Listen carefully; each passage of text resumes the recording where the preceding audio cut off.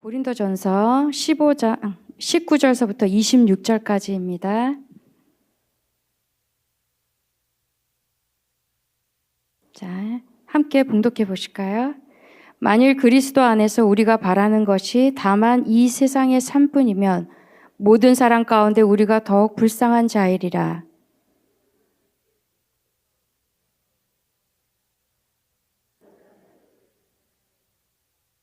사망이 한 사람으로 말미암았으니 죽은 자의 부활도 한 사람으로 말미암는도다.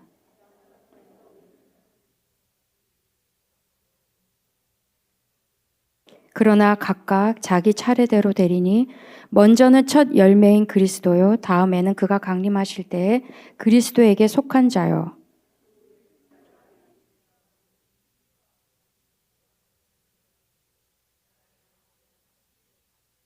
그가 모든 원수를 그 발 아래에 둘 때까지 반드시 왕노릇하시리니. 예. 요새 정말 코로나가 구리시까지 올 거라고는, 우리 교회 안에까지 이렇게 올 거라고는 생각도 못 했었는데, 코로나가 쉽게 사라지지가 않네요. 그 구리시 확진자도 늘어가고 있는 시기에 우리가 살아갈 방향에 대해 더욱 강구해야 하는 시기임을 절실히 느끼게 됩니다. 사실 이러한 비대면 시기가 오리라고는 우리가 상상도 못하지 않았어요. 근데 우리의 만남과 교제가 참 아쉽고 또 그리운 시기입니다. 그럼에도 불구하고 하나님 안에서 인내하며 잘 견디시는 우리 성도님들의 모습을 보면서 저 또한 풍성한 은혜를 받고 있습니다. 더욱 감사한 마음을 전달하고 싶습니다. 오늘의 말씀은 우리가 이러한 비대면 상황 속에서 우리가 직면해야 될 문제들과 함께 우리에게 가장 중요한 진리가 무엇인지를 우리의 영성을 회복하며 되새기면서 고린도전서 15장을 통해서 나누고자 합니다. 먼저 19절을 볼까요? 이 19절은 전체 20절서부터 26절까지 그 예수 그리스도를 통해서 우리가 전제하여서 우리가 어떤 자인지를 분명히 제시하고자 합니다. 그리스도를 믿으면서도 불쌍한 자이라는 그 말씀 안에서 우리가 어떻게 살아가야 할지를 다시 한번 되새겨볼까 합니다. 19절에 보면 만약 그리스도 안에서 우리가 바라는 것이 다만 이 세상의 삶뿐이면 모든 사람 가운데 우리가 더욱 불쌍한 자라고 말씀하십니다. 우리가 믿지 않는 자가 아니고 믿는 자임에도 불구하고 이 세상의 삶 안에서 끝쳐진다면은 우리의 삶이 무슨 의미가 있겠습니까? 우리가 더욱 불쌍한 자일 수밖에 없다는 것을 제시하고 있습니다. 여러분은 코로나로 인해 온 세계에 죽어가는 영혼들을 보면서 너무나 안타까움을 금하지 못할 것입니다. 지금 우리는 생명과 죽음 사이에서 그리스도의 십자가의 죽음을 통해 다시 생명을 얻게 된 여러분의 생명의 부활에 대해서 진지하게 생각해 보아야 합니다. 아가야의 수도인 고린도에 사는 사람들을 보면 지금 우리가 사는 세상의 모습과 가장 유사한 환경이었습니다. 고린도는 매우 풍요롭고 매우 세상적인 지식과 과학, 그리고 예술과 철학의 발달과 물질의 풍요로운 인한 우상 숭배, 신분의 격차, 성적 타락, 세상적 타락 등이 확연하게 드러나는 곳이었습니다. 그러나 또한 영적으로도 매우 발달이 되어서 하나님의 존재에 대한 의식이 분명히 있었습니다. 그러나 이들에게는 문제가 있었습니다. 하나님이란 존재를 인식하는 것뿐이지 하나님을 본질적으로 아는 것이 아니었습니다. 오늘 본문을 통해 고린도의 그 문제가 무엇인지 한번 살펴볼까요? 그 당시는 지금이나 별반 다를 게 없는 것이 무엇이었냐면은 우리가 하나님 앞에서 불쌍한 자라는 것입니다. 맞습니다. 그리스도인으로 살면서도 세상 복만 바라고 비교하며 또한 하나님의 진리대로 살지 못하는 우리는 불쌍한 자이며 내 삶의 영적 성장의 변화가 없다면 여전히 우리는 불쌍한 자로서 살다가 천국에 도달하지 못할 것입니다. 이 세상에서 세상 복만 바라고 잘 살기 위해서 하나님을 믿으시는 분이 계시다면 참 그리스도인이 되시기를 포기하십시오. 진정한 참 그리스도인은 하나님 앞에 죄인임을 고백하고 예수 그리스도의 십자가의 보혈로 화해와 용서를 통해 천국에 가기 위한 부활의 신앙을 지닌 하늘의 시민이기 때문입니다. 이 세상에서 잘 살다 죽기만 해야 한다면 우리에게 하나님과 예수님의 십자가가 무슨 의미가 있겠습니까? 바로 우리의 믿음의 본질인 십자가 부활 신앙을 통해 이 세상에서 우리가 반드시 매일 깨닫고 지켜야 할 부분이 있습니다. 그 부분이 뭐하냐면 첫 번째는 세상 안에 계시는 그리스도의 존재를 통해 매일 생명을 되찾아야 합니다. 자, 20절 한번 읽어볼까요? 그러나 이제 그리스도께서 죽은 자 가운데서 다시 살아나사 잠자는 자들의 첫 열매가 되셨도다. 그리스도의 존재가 죽었다가 깨어나심으로 죽은 자들의 첫 열매가 되셨다고 합니다. 교회가 사라져가고 교인들의 관심도가 부족해가는 이 상황에서 앞으로 발생할 그리스도인들이 세상과 벌어질 갈등들에 대해 심각한 고민을 하지 않을 수가 없습니다. 이러한 상황은 어떻게 믿음을 지켜나가야 할지를 제시하며 함께 이뤄가야 할 우리의 사명이자 우리의 직면된 구원의 문제이기 때문입니다. 사실 세상의 디지털화로 인하여서 영유아 시기와 장년층과 소외된 계층의 복음의 통로가 매우 약화된 상태인데다가 교회의 역할에 있어 교회도 매우 생소한 경험으로 인해서 지금 대처 방법을 물색하고 있습니다. 이러한 시기에 대한 교회의 역할과 성도들의 역할에 대해 준비되어져야 하는 부분에 있어서 다시금 우리의 믿음의 본질인 부활신앙의 회복과 재인식하는 시간을 가져야 함을 알게 됩니다. MIT 공대 교수인 셰리 터클이라는 석자 교수는 그에 져서 외로워지는 사람들과 대화를 잃어버린 사람들 사이에서 디지털의 연결을 대화로 착각하지 말라는 것입니다. 이 디지털 세상의 인간관계의 형성과 유지에 많은 변화를 가져온다는 날선 의미를 부여하고 있습니다. 모든 일상의 편의가 메신저 안에서 가능하게 되는 이 편리함 안에서 우리는 일방적인 의사 전달과 의미 없는 대화로 관계 안의 소통의 기술은 점점 희박해져 갈 것이고 가난하고 소외된 계층이나 장년층은 더욱 세대 간의 갈등 안에서 힘겨워할 것입니다. 또한 같은 세대 안에서도 점점 격차가 심해질 것이라 예상이 됩니다. 우리 그리스도인들이 이러한 세상 안에 들어가 해야 할 일들과 우리가 해결해 가야 할 소명에 대해서 실천하기 전에 반드시 짚고 넘어가야 할 중요한 재인식이 필요합니다. 이는 우리의 초점이 인간적 욕구가 아니라 십자가의 부활에 집중해야 함을 알려주고 있습니다. 지금 우리 곁에는 세상의 어려움을 견디지 못해 죽어가는 영혼들이 점차 증거하고 있습니다. 여기서 아직 죽지는 않았기에 잠자는 자들이라는 표현으로 말씀을 인용하여서 되살려 보겠습니다. 하나님을 믿으나 쭉정이 같은 믿음으로 세상 복만 바라고 교회를 다니는 자들, 불신과 상처로 하나님을 거부하는 자들, 그리고 하나님을 아예 믿지 않는 자들 등등 이런 불순종하는 부류가 잠자는 자들이라 표현한다면 이들은 곧 이 본문에서의 말하는 죽은 자들이 될 것입니다. 이는 다시금 부활하실 그리스도의 진리 안에서 심판의 부활로서 죽은 자로서 등장하게 될 것이며 지옥으로 가게 될 것이 뻔한 일입니다. 이 죽은 자가 되셨다가 지옥을 체험하시고 다시 살아나신 첫 열매이신 그리스도의 부활로 죽음에서 건져진 우리 역시도 날마다 부활의 생명을 되찾도록 노력하여야 합니다. 두 번째는 세상 안에 계시는 예수님으로서 구원자 한 사람을 우리가 매일 찾아야 한다는 것입니다. 21절 읽어볼까요? 사망이 한 사람으로 말미암았으니 죽은 자의 부활도 한 사람으로 말미암는도다. 하나님과 멀어져가는 이 시대 안에서 그리스도는 우리를 구원할 유일한 구원자로서 나를 찾으라고 말씀하십니다. 아담이 죄로 인하여 우리의 죄는 용서받지 못하여 죽은 자로서의 부활로 심판만을 기다리고 있어야 했던 불쌍한 자인 우리들을 요한복음 3장 16절에서 말하는 하나님이 세상을 이처럼 사랑하사 독생자 예수를 보내셨다고 합니다. 이 유명한 말씀 구절 안에서 하나님이 이 세상을 사랑하셨다고 합니다. 이는 이 세상을 만드신 분이 하나님이시기 때문입니다. 그중 심히 사랑하신 우리가 있기 때문에 더욱 이 세상을 사랑하셨겠죠. 천지 창조 때부터 함께 하신 예수님이 아버지의 그 마음을 모르셨을 리가 없습니다. 그래서 하나님의 마음을 알고 이 세상에 육신을 갖고 이 세상에 오심으로 우리가 얼마나 감사하며 매일매일 기억하며 살아야 하는지, 우리가 그것을 기억하고 살고 있는지 여러분에게 묻고 싶습니다.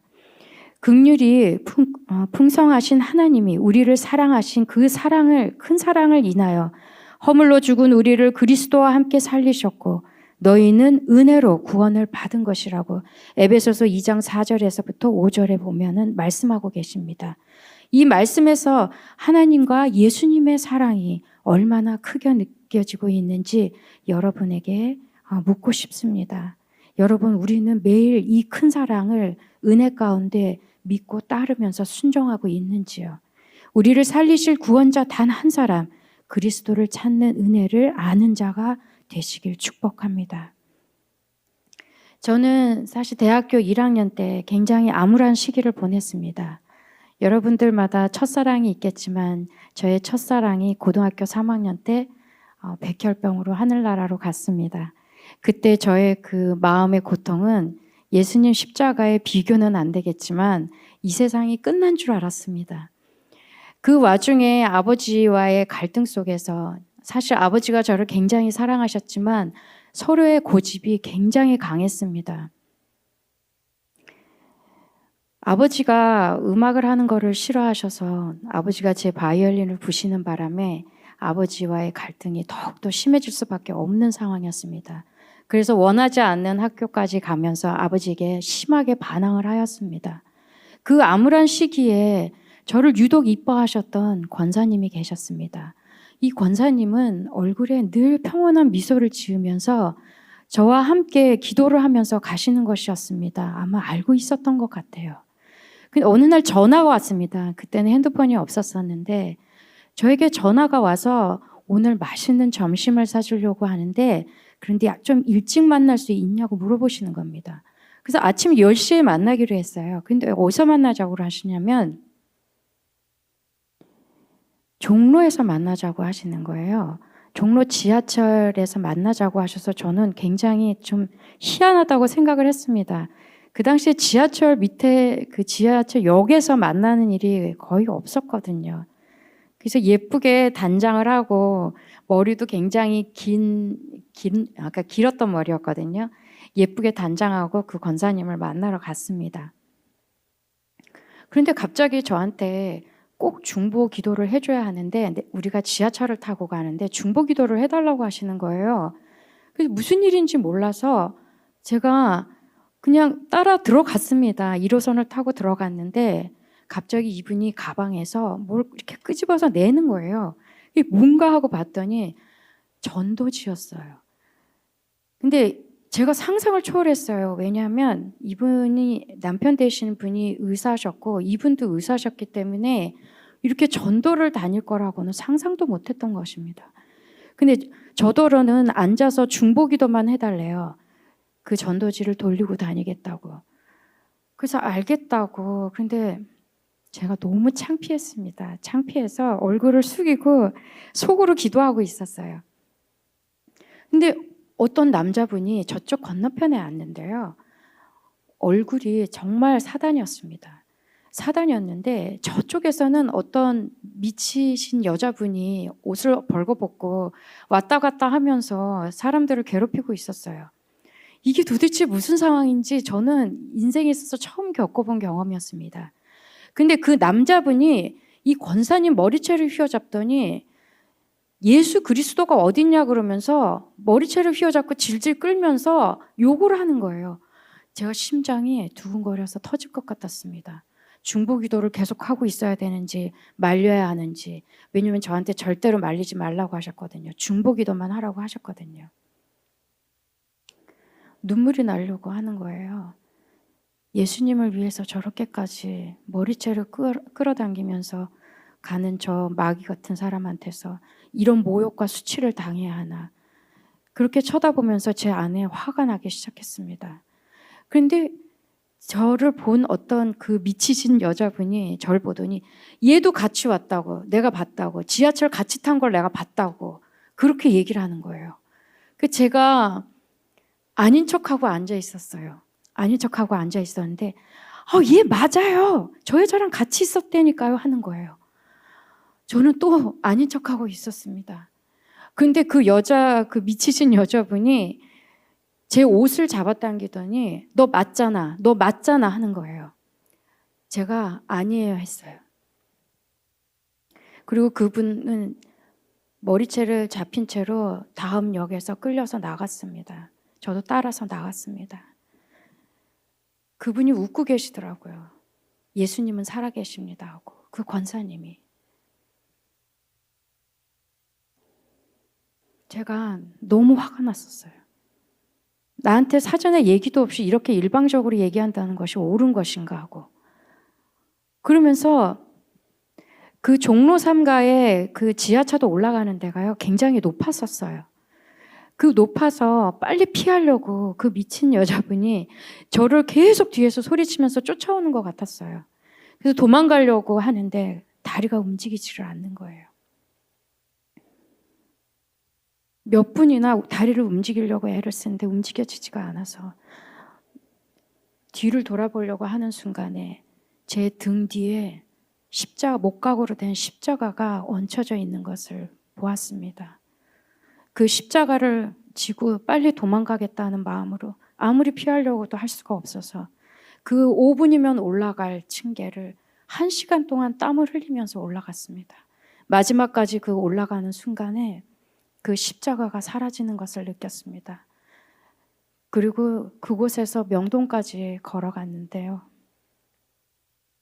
제가 너무너무 창피하고 수치스럽고 예수님을 믿는 믿음의 정도가 저의 실체가 드러남으로 인해서 너무나도 창피한 정도가 아니라 죽고 싶을 정도였습니다. 그런데 서서히 제 안에 분노가 치밀었습니다. 왜 나한테 이러시는 거냐고. 왜 나한테 이러시는 거예요. 눈물을 흘리면서 하염없이 걸어갔습니다. 나의 종아, 사랑하는 나의 딸, 나의 종아. 계속 제 뒤에서 저를 쫓으시면서 얘기를 하시는데 눈물이 나서 앉을 수가 없었습니다. 명동 길거리 가는 그 도중에 하늘을 바라보면서 하나님을 원망했습니다. 더 이상 저를 괴롭히지 말아달라고. 7살에 하나님을 영접해서 지금까지 하나님은 왜 이렇게 저를 괴롭히고 계시는 거냐고. 그렇게 울면서 가다 예전에 상업은행이라고 있었습니다. 상업은행, 명동에 있는 상업은행 앞에 앉아서 눈물을 흘리고 있는데 가관이 아니었죠. 마스카라는 다 흘러가지고 다크서클처럼 내려와 있고 머리는 산발이 돼가지고 정말 락커가 돼가지고 앉아 있었습니다. 사람들이 지나가면서 힙겁하면서 도망치듯이 가고 있는데 저희한테는 그것이 느껴지지가 않을 정도로 울고 있었죠. 하나님께 말씀했습니다.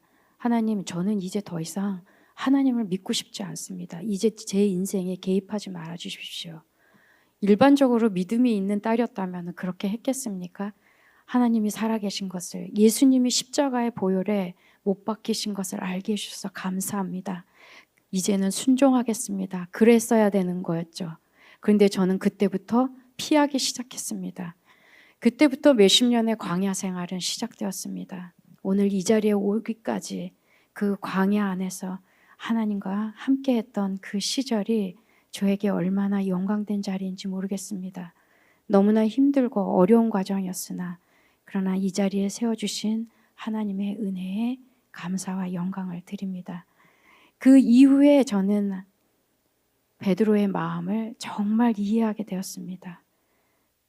예수님이 왜 베드로에게 3번이나 네가 나를 사랑하느냐 질문했는지를 저는 너무나도 느끼고 있습니다. 그 3번의 질문이 다 어떤 의미인지를 알게 된 것이지요. 이 세상 안에는 우리가 부활하실 그리스도 안에서 거룩함으로 승리하여야 합니다. 그러나 이 불순종에서는 이 거룩함으로 승리할 수가 없습니다. 오로지 순종함으로 거룩해질 수밖에 없다는 것을 알려드리고 싶습니다. 22절 한번 읽어볼까요? 아담 안에서 모든 사람이 죽은 것 같이 그리스도 안에서 모든 사람이 삶을 얻으리라. 요즘의 그리스도인들은 이 그리스도의 부활의 능력을 무시하거나 거부함으로 자신의 의지에 의존하는 교만함으로 세상의 잣대 모든 하나님의 창조 질서와 그리스도의 부활의 능력에 대한 인지조차도 없습니다. 오로지 자신의 성취와 인본주의적 사고에서 자신을 과대평가하거나 아니면 오히려 역으로 과소평가를 하곤 합니다. 이 세상 삶에만 의존하기에 이처럼 불쌍한 자로 살 수밖에 없습니다. 그러나 우리 참 그리스도인들은 구약의 예언의 성취대로 예수님이 이 땅에 오셔서 우리를 구원하시기 위해 십자가 보혈의 능력을 우리에게 보이시고 성령님을 두고 가셨습니다. 성령님의 지혜로 이 모든 부활의 능력에 소망을 두고 진심과 전심으로 회개하며 기도하면서 찾고 구한 대로 받으며 우리의 영적 기력을 회복하여야겠습니다. 너희가 여전히 죄 가운데 있을 것이요. 헬라어로 에티에스테 엔타이스 하마르티티 아시스 휘몬이라고 이렇게 말을 하는데요. 이 타이스 하마르티아스는 현재 진행형으로서 죄들이라는 뜻입니다. 인간이 평생 지은 죄를 의미한다고 합니다. 평생 동안 우리가 태어나면서부터 이제까지 지은 죄들을 예수 그리스도께서 인간의 우리를 위해서 십자가에 죽으셨다는 것이 복음의 핵심으로서 인간은 결국 죄 가운데 죽을 운명으로 결론되어졌었으나 그리스도인으로 인하여 하나님과 그리스도로 인하여 하나님과 멀어졌던 우리를 우리에 대한 자기의 사랑으로 확증하셨습니다.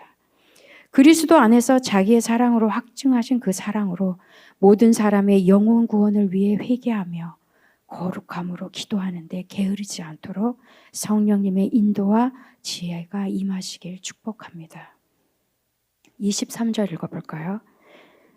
그러나 각각 자기 차례대로 되리니 먼저는 첫 열매인 그리스도요. 다음에는 그가 강림하실 때에 그리스도에게 속한 자요. 눈을 잠깐 감아보겠습니다. 하나, 둘, 셋 동안 한번 감아보시겠어요? 하나, 둘, 셋. 잠시 이렇게 눈을 감고 있는 동안에 예수님이 부활하셔서 순서대로 그리스도에게 속한 자들이 천국으로 갔는데 나만 지금 이곳에 남아있다고 상상을 해보십시오. 너무나 비통하고 후회되는 결과가 올 것입니다. 이런데도 나와 내 가족과 모든 사람의 영혼 구원을 위해 기도하며 신부로서 준비하고 있지 않으실 건가요? 우리는 매일매일 거룩과 정결함으로 회개하며 그리스도와 함께할 그리스도에게 속한 자가 되도록 준비하고 있어야 합니다. 우리는 첫 번째로 그리스도에게 속한 자로 예수님께서 강림하실 때 우리도 하늘나라에 가야지 되는 그런 축복이 임하여야 합니다. 대환란 시기 이전에 우리가 구원받아야 한다는 것을 우리가 우리의 순종함으로 하나님을 경외함으로써 나아가야 합니다. 두려워하지 마시고 오로지 하나님에 대한 순종으로 예수님이 부활하셨을 때 우리도 하나님을 따라가는 그러한 하늘 시민이 되기를 축복합니다. 자, 네 번째는 부활하실 그리스도 안에서 서로 사랑해야 합니다. 24절부터 26절 같이 한번 읽어보겠습니다. 그 후에는 마지막이니 그가 모든 통치와 모든 권세와 능력을 멸하시고 나라를 아버지 하나님께 바칠 때라. 그가 모든 원수를 그 발 아래에 둘 때까지 반드시 왕노릇 하시리니 맨 나중에 멸망받을 원수는 사망이니라. 우리에게 삶과 죽음이 공존하고 있듯이 하나님의 나라 역시 우리 안에 공존합니다. 이제 모든 마지막 때에는 사탄의 권세와 능력도 멸하시고 왕으로서 심판을 하시게 될 것입니다. 우리의 심판의 부활은 죽은 자의 부활도 포함이 되며 우리는 그 심판대에 서게 될 것입니다. 심판 앞에 세워질 우리를 바라보며 예수 그리스도가 우리를 바라보시면서 웃으실지 슬퍼하실지 그것은 우리의 순종과 불순종의 결과로 판가름 나겠죠. 아까 고린도의 문제를 언급하였었는데요. 그 문제는 고린도 사람들이 너무나 사랑이 없었다는 것입니다. 영적인 지식은 있으나 깨달음이 부족하여 봉사와 헌신, 서로를 위한 희생 등이 없는 메마른 영성이 문제였던 것입니다. 지금 우리의 모습과 마찬가지였습니다. 바울이 전한 답은 서로 사랑하라는 예수님의 새 계명이었습니다. 사랑이 없으니 모든 죄악이 떠나질 않았습니다. 아무리 영적인 축복을 받았다 하더라도 이것은 오로지 은혜로만 받은 것이기 때문에 인간에게는 사랑이 없으면 바로 죄악이 드러나게 되어 있습니다. 육을 지닌 우리는 교만과 정죄와 세상적 타락과 욕심 등으로 세상 사람과 다를 바가 없기 때문에 바울은 영적인 또한 은혜의 서로에게 사랑을 더하여 구원받기를 바란다는 간절한 메시지를 전달하며 살아있을 때 생명의 말씀을 통한 진리를 깨달아 실천하며 살기를 바란다는 것입니다. 사랑이 없으면 받은 은혜는 잠깐이요. 세상 사랑으로 가득 차도록 되어 있습니다. 우리는. 왜 서로 사랑하라는 말을 우리에게 남겨주셨을까? 그냥 단순히 사이좋게 지내고 서로의 감정을 숨기면서 선한 척, 착한 척 하면서 서로의 감정을 건드리지 않고 평안하게 살라는 그런 의미의 서로 사랑하라는 그런 의미가 아닙니다.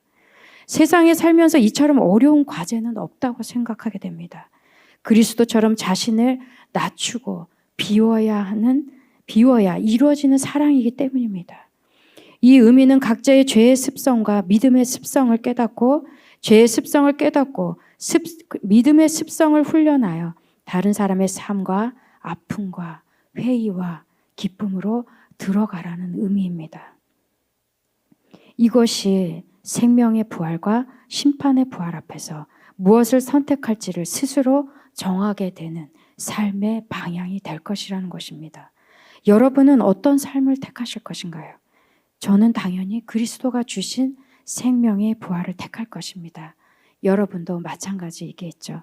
그런데 예수님이 내가 너희를 사랑한 것 같이 서로 사랑하라고 하십니다. 생명 부활의 전제 조건입니다. 요한복음 15장 12절서부터 14절을 보면은 내 계명은 곧 내가 너희를 사랑한 것 같이 너희도 서로 사랑하라 하는 이것이니라. 사람이 친구를 위하여 자기 목숨을 버리면 이보다 더 큰 사랑이 없나니 너희는 내가 명하는 대로 행하면 곧 나의 친구라. 이렇게 말씀하십니다. 예수님과 친구 되기가 쉬운 듯 하면서 참 어렵죠. 정말 우리가 사는 것 자체가 은혜임을 알게 됩니다. 말이 쉽지 가능하기나 한 걸까요? 그러나 예수님의 제자로서 살아간다면 가능하다는 것입니다. 그런데 이 제자로서의 가는 삶의 방향에서 생기는 사랑만이 하나님을 진심과 전심으로 경외하게 된다는 것을 알게 됩니다. 하나님에 대한 진정한 경외는 우리 자신이 관계 안에서 섬김과 희생의 훈련이 없이는 불가능하다는 것을 예수님은 아시고 계셨던 것입니다. 우리에게 그래서 이 과제로 남겨주신 것입니다. 하나님을 사랑하는 것과 서로 사랑하라는 계명을 동시에 실천하도록 하시는 깊은 영적인 의미가 있습니다. 이 사랑 안에 거하여야 원수의 마지막 사랑에서 우리의 사망으로 연결되어지지 않고 끊어질 것입니다. 부활하실 그리스도의 사랑 안에서 우리는 부활의 능력, 즉 복음을 전하여 모든 사람의 삶이 구원에 이르도록 하나님의 의와 나라를 이루도록 기도하며 세상 안에서 힘써야 합니다. 이것이 그리스도 안에서 생명의 부활에 이르는 영적인 사람의 모습입니다. 그렇다면 영적인 사람의 모습은 어떤 모습을 갖춰야 할까요? 첫 번째는 그리스도 안에서 생명을 되찾기 위해 영적인 목표를 가져야 합니다. 우리는 세상적인 성취를 위해서 목표를 가지고 있으면서도 하나님께 가기 위한 영적인 목표를 과연 세우고 있나 싶습니다. 그저 오늘 하루 말씀을 묵상하고 읽고 아하 하는 감탄 안에서 이렇게 살아야지 하는 단순한 신앙생활을 하고 있는 부분이 있지 않습니까? 그러나 우리는 영적인 목표를 갖고 하나님께 가야 합니다. 여러분의 영적인 목표는 무엇입니까? 이를 위해서 예수님의 삶에서 힌트를 얻을 수 있는데요. 바로 내면의 생활, 즉 기도와 묵상, 하나님과 보내는 시간들을 가지고 공적 사역, 즉 치유와 가난하고 소외된 자들을 위한 섬김의 균형을 맞추고 계십니다. 이는 하나님을 사랑하고 또한 이웃을 사랑하라는 이 두 개의 계명으로 알 수 있게 하시는 것입니다. 자연스러운 섬김을 낳는 경건이야말로 결과적으로 영적인 목표의 유형이라고 할 수 있는데요. 무엇보다 기도하며 목표를 이루기 위해서 주변에 중보를 요청하고 조언을 구하고 마음을 열고 지적받은 잘못에 대해 마음을 열고 받아야 합니다. 영적인 목표는 혼자만의 목표가 아닌 공동체의 목표임을 알아야 합니다. 두 번째는 그리스도 안에서 인품이 성장하는 자입니다. 토마스 아 캠피스의 말처럼 어디에 있든지 자신의 영혼에 유익한 것을 얻어라. 좋은 모범을 보거나 듣거든 분발하여 그 사람을 본받아라 라고 말합니다. 이렇게 덕을 끼치는 하나님의 사람들을 통해 권면의 덕을 세워야 하며 성품을 성장시켜야 합니다. 하나님은 올바른 신앙의 습관보다 더 중요시 여기는 것이 인격, 즉 인품의 성장입니다. 그리스도 안에서 성장된 인격을 하나님은 매우 중요시 여기는 평가의 기준으로 삼으십니다. 대부분 성경 공부 등을 통하여 머리는 커졌으나 섬김의 실천이 부족하여 인격의 성장은커녕 정죄와 비난 일색으로 또 다른 죄의 습성을 만들어버립니다. 죄의 습성은 숱한 반복 행위를 통해 생겨나기도 하지만 덕의 습성도 거룩한 의지에 복종하면 생겨나게 됩니다. 각자의 기질과 죄성이 다르기 때문에 극복해야 할 장애물은 사람마다 다르지만 덕을 기르는 일은 그리스도인의 삶의 필수적인 부분입니다. 세 번째는 감사함으로 회개하며 서로 사랑하는 자입니다. 우리는 죄와 영적 전쟁에서 죄를 방치하거나 약해져도 무관심하거나 무방비의 상태일 때가 많습니다. 그러한 동안에 죄는 우리의 태도와 생각과 언어와 관계의 습관 속에 우리도 모르게 서서히 침투되어 갑니다. 회개의 중요성을 깨닫게 되는 순간입니다. 오늘의 생명의 부활이 꺼진다면 구원에 대한 불안은 증폭됩니다. 여러분, 이 생명의 부활에 대한 인식이 없는데 어떻게 구원에 대한 확신을 가질 수가 있겠습니까? 프랑스와 페넬롱은 죄가 자멸을 부른다고 지적했는데요. 하나님은 우리를 구원하시려는 것 뿐인데 우리는 그분께 자신을 내드리지 않는다. 반면에 세상은 우리를 압제하여 파멸시키려고 하는데 우리는 세상에 자신을 내놓는다고 말합니다. 이로 인해 우리는 죄를 회개하라고 명하시는 그리스도께 오히려 적개심을 품고 심지어 원망하며 미워하기까지 합니다. 온갖 의심스러운 생각과 가치관으로 예수 그리스도의 말씀을 모욕하고 또다시 십자가에 못 박는 행위를 우리는 지금이나 그때나 고린도 시기에 또 지금의 시기나 마찬가지로 오늘 하루도 열심히 예수님을 십자가에 못 박고 있고 있습니다. 우리가 정말 회개하고 있는 걸까요? 우리가 정말 하나님을 사랑하고 있는 겁니까? 우리가 어떻게 회개하지 않을 수가 있습니까? 매일 하나님을 생각하고 예수 그리스도의 십자가 보혈을 생각하지 않는 것만으로도 우리의 죄가 얼마나 큰지 우리는 늘 깨어서 인식하고 회개해야 한다는 것입니다. 여러분, 죄는 하나님에 대한 공격이라는 생각을 하고 계십니까? 그리스도 안에서 예수님은 이 공격을 멈추고 회개하라고 하십니다. 천국이 가까이 왔기 때문입니다. 하나님이 죄를 미워하시듯 우리도 죄를 미워하고 하나님을 사랑해야 합니다. 그리스도인의 삶의 핵심은 하나님과의 사랑의 관계입니다. 서로 사랑하여 힘든 시기 잘 극복하여서 다시 오실 그리스도를 기다리며 함께 사랑하며 생명의 삶을 이루시기를 축복합니다. 기도하시겠습니다. 하나님 아버지 감사합니다. 우리가 행동하지 않은 것들, 이 모든 것들 안에 우리의 회개가 얼마나 절실한지를 느끼고 하나님을 더욱더 사랑하고 경외하지 못함으로 서로를 더 사랑하지 못하고 이렇게 살아온 것들을 용서하여 주시옵소서. 하나님의 그 믿음 가운데서 다시금 회복되기를 기도하며 예수님의 이름으로 기도드립니다. 우리 찬양 한 곡 할까요?